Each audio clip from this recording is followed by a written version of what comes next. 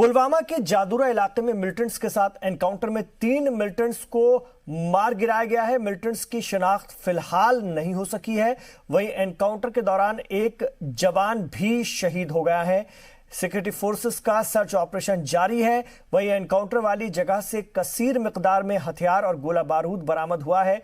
Police के एक अफसर के मुताबिक आधी रात के दौरान गांव में दहशतगर्दों की मौजूदगी के बारे में मिली खबर पर पुलिस ने 50 आरएम और सीआरपीएफ की ज्वाइंट टीम के साथ मिलकर एक तलाशी मुहिम चलाई। मुश्तबा जगह को जब घेरा गया तो छिपे हुए दहशतगर्दों ने पार्टी पर गोलियां चलाई, जिसकी जवाबी कार्रवाई शुरू की गई और तसादुम शुरू हो गया। आईजीपी पुलिस ने प्रेस कॉन्फ्रेंस में कहा है कि मारे गए सभी दहशतगर्द अल बद्र दहशतगर्दाना तंजीम से जुड़े हुए थे। इनमें 2 कमांडर थे जो कि खोनमो इलाके के पंच के कत्ल और किडनैपिंग में शामिल थे। आपको बता दें कि इस साल सिक्योरिटी एहलकारों ने कश्मीर वादी में 150 से ज्यादा दहशतगर्दों को मार गिराया है। इनमें से 28 अलग अलग दहशतगर्दाना तंजीम के टॉप कमांडर शामिल हैं। 24 घंटों के दौरान सेना को बड़ी सफलता मिली, जिसमें उन्होंने 7 मिलिटेंटों को 2 अलग अलग झड़पों में मारा।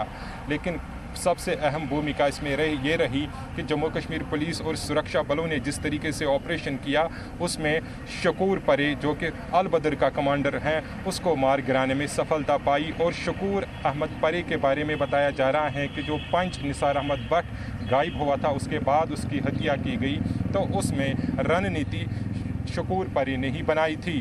तो एक मिलिटेंट को जिंदा भी पकड़ा गया।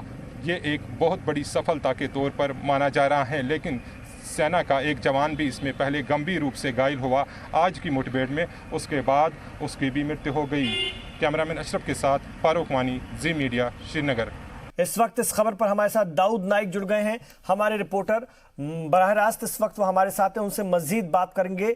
जी, इस एनकाउंटर को अंजाम दिया गया है, इसे कितनी बड़ी कामयाबी माना जाएगा दहशतगर्दों के खिलाफ? जी बिल्कुल। सबसे पहले इमरान, मैं आपको बता दूं, अगर हम पिछले 24 घंटों की बात करते हैं, 24 घंटों में जनूबी कश्मीर के जिला शोपियान में 7 मिलिटेंट समेत 1 मिलिटेंट को गिरफ्तार किया गया है।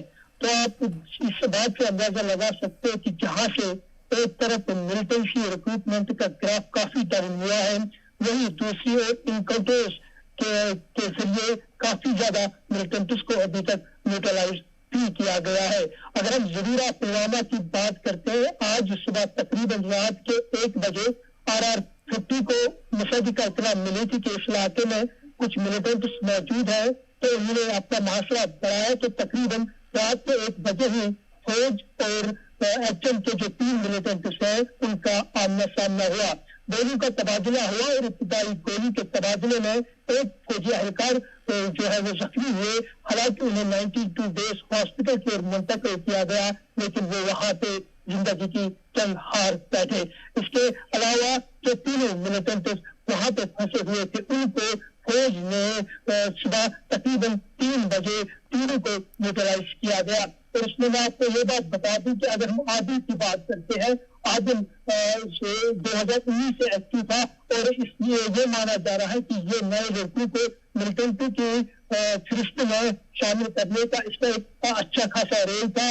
और अगर आपको याद होगा कि पुलवामा पिछू में एक नाका पार्टी पे अटैक हुआ, उसमें भी आदिल जो है मास्टरमाइंड था। और डीजीपी के मुताबिक उसने पुलवामा में 2 ग्रेनेड अटैक्स किए। तो आदिल का आज न्यूट्रलाइज हो जाना ये सिक्योरिटी फोर्सेस के लिए बड़ी कामयाबी है। जी नाम।